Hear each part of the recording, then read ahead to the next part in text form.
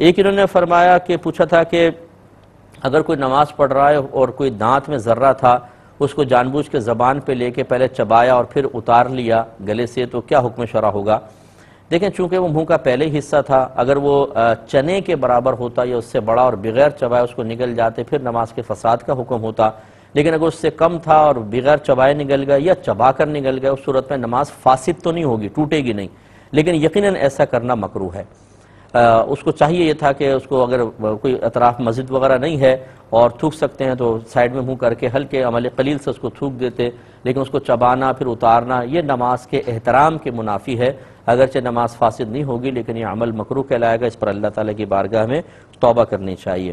اور یہ خشوع و خضوع کی بھی منافی ہے. میرے آقا صلی اللہ علیہ وسلم نے ایک شخص کو دیکھا کہ وہ حالت نماز میں اپنی داڑھی سے کھیل رہا تھا، تو میرے آقا صلی اللہ علیہ وسلم نے ارشاد فرمایا کہ اگر اس کے قلب میں خشوع ہوتا تو اس کے اعضاء بھی خشوع پذیر ہوتے.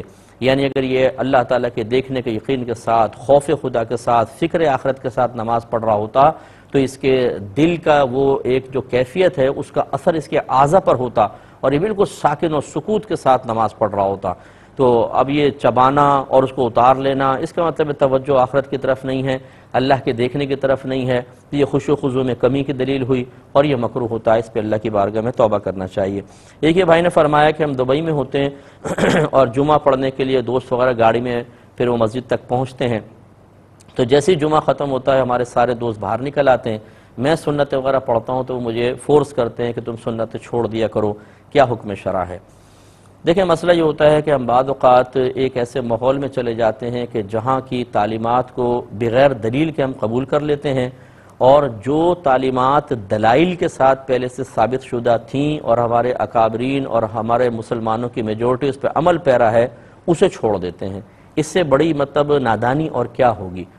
جو جمعے کی تمام سنتیں ہیں وہ سنت مؤکدہ ہیں، اور سنت مؤکدہ کا حکم یہ ہوتا ہے، پہلے اس کی تعریف سمجھ لیں کہ نبی کریم صلی اللہ علیہ وسلم نے جو عمل لگاتار کیا ہو، کبھی ترک نہ کیا، کبھی کبھار جواز امت کے لیے، آسانی کے لیے اس کو چھوڑا ہو، یا کسی عمل کی بہت سخت سرکار نے وعید بیان فرمائی اس کو چھوڑنے پر، سختی فرمائی ہو کہ یہ کرو، لیکن کبھی کبھار خود بھی چھوڑ دیا ہو، تو یہ پھر وہ عمل واجب نہیں بنتا بلکہ سنت مؤکدہ کے حکم میں آتا ہے، جس کا حکم یہ ہوتا ہے کہ سنت مؤکدہ کا ایک دو بار ترک کرنا برا اور اس کے چھوڑنے کی عادت بنا لینے کی بنا پر انسان گناہگار ہوگا.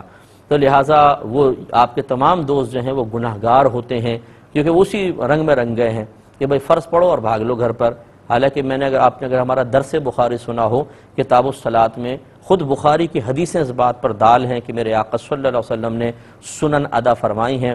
آپ اگر وہ کتاب الصلاۃ کا آخری جو حصہ چل رہا تھا کتاب التہجد کے قریب، اگر یوٹیوب وغیرہ پہ آپ کو مل جائے تو اس کو سنیے آپ. تو اس میں نے یہ بلکہ عرض بھی کیا تھا کہ جو حدیث پر عمل کا دعویٰ کرتے ہیں ان کی نظر سے یہ حدیثیں کیوں مخفی ہو جاتی ہیں.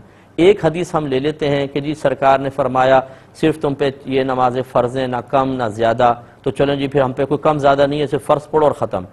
یہ حدیثیں کیوں فراموش کر دیتے ہیں؟ اس لیے کہ اس میں مشقت ہے، اس لیے کہ اس میں زیادہ عبادت کرنی پڑے گی. وہ حدیثیں لے لیں جس میں عمل کم سے کم کرنا پڑے، وہ حدیثیں چھوڑ دیں جو تواتر سے ثابت ہیں، اور خود سیدہ عائشہ صدیقہ رضی اللہ تعالیٰ عنہ نے ہمیشگی کے الفاظ اس میں بیان فرمائے ہیں، ان کو ترک کر دیا جاتا ہے. تو یہ صحیح روش نہیں ہے.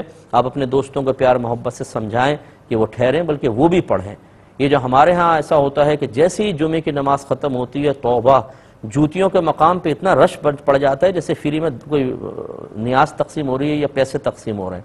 مسجد میں کم ہو جاتے ہیں، باہر زیادہ، اور باہر نکل کے کرنا کیا ہے؟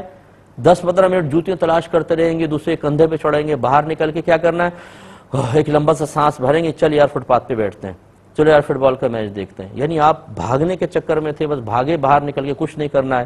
اس سے بہتر تھا کہ سنتیں پڑھ لیتے.